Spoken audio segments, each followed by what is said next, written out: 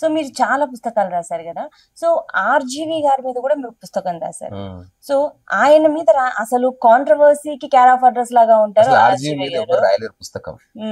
అలాంటిది మీరు రాయాలని ఆయన వంగారు రాయాలంటే మరి మీకు ఎలా రాయాలనిపించింది?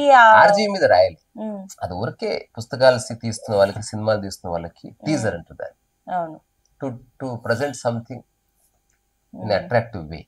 ఎగ్జాక్ట్లీ ఆ బుక్ చూస్తున్నా అది అట్ట మీద ఉంది కదా, ఆయనకి బుద్ధావతారం ఇచ్చారు మీరు. బుద్ధుడు కాదు అతను, ఆర్జీవి విగ్గు పెట్టుకున్నాడు అంతే. కానీ చూడడానికి మాకు బుద్ధుడిలానే అనిపిస్తుంది. చెవులు పెద్దగా లేవుగా చూడు. అవును, బుద్ధుడు అంటే చెవులు పెద్దగా ఉండాలి. ఓకే. సో కానీ మామూలుగా మా నార్మల్ పీపుల్ చూస్తే గెటప్ వేసుకున్నాడు అంతే. ఇప్పుడు ఏదో యాక్టర్ ఇప్పుడు బాహుబలి గెటప్ వేసుకున్నాడు, అట్లా ఆర్జీవి గెటప్ వేసాను. ఓకే. సో ఆ కాన్సెప్ట్ ఎందుకు తీసుకోవాలనిపించింది? ఊరికే ఇట్లా ప్రశ్నిస్తారని అంతే, కాస్త మాట్లాడుకోవచ్చు.